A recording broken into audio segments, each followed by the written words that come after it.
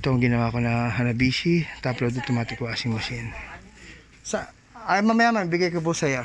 Ano ma'am, John Tech Avila. Lalabas ka agad dyan, John Tech Avila Jr. So ito okay na siya.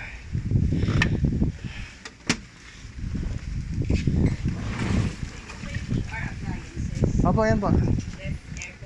Opo.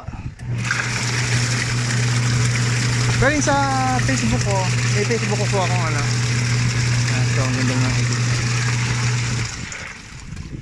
Ito ang sira niya pusher. Ayan.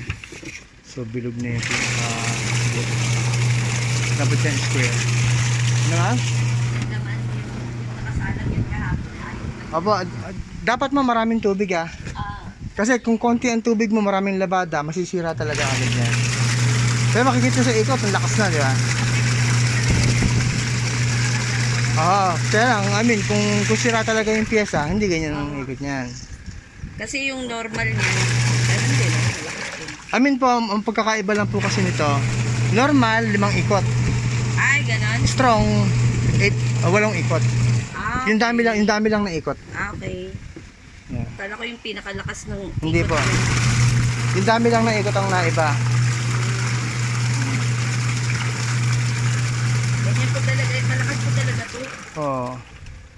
Kataon lang na sira na ang ikot. Correction ko na lang kayo sa messenger. Okay na po yan. Then 3 months warranty po tayo dyan. Ano po name nyo sa FB? John Tech Avila Jr. Makikita nyo agad yan. John po? Jontech.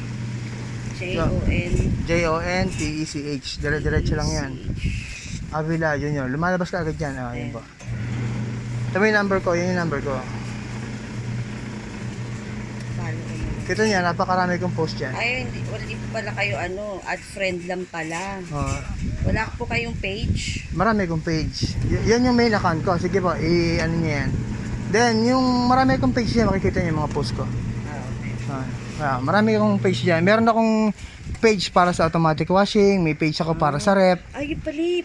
Kasi automatic po yung washing machine ng pamangkin ko. Kung magkaroon ng sira, sa inyo na lang kami nalabi. Tsaka dyan, makikita nyo. Naglilinis din kayo ng automatic? Magkano po ang service na nalinis? Depende po kung anong washing machine. Kung inverter ba o hindi. Ano po ba mga labas na ngayon, washing machine? Ayun po, depende po sa kanila kung ano yung binili nila. Kapag kasi inverter yan, medyo mas complicated kasi kapag inverter. At medyo iba ng konti ang price na. Pero maganda pong kasi kuminsan naman kasi hindi naman dumi ang problema eh. Okay. Minsan kasi iba sasabihin, papalinis ako ng washing. Ano ba yung problema? Yung pala, hindi naman pala linis ang kailangan. Meron lang pala kailangan gawin na tanggalin yung para sa drain, ganyan. Oo nga po. Kasi masyado complicated pa mga automatic. Yan, may mga page ako sa automatic dyan. Meron sa ref, meron sa aircon. Nagdaan rin po kayo ng aircon. Magkano po sa inyo magkalinis ng aircon? Split type po ba? Window type? May window type po. Gano'n po kalaki? Maliit lang po yun. 0.5? 0.5 po kaya sa 0.75 yung aircon. Kahit mga split type po, muna sa kapila, yung sa ate ko area. Ewan ko kung magkano yung ganyan. Kasi yung dati niya yata magkano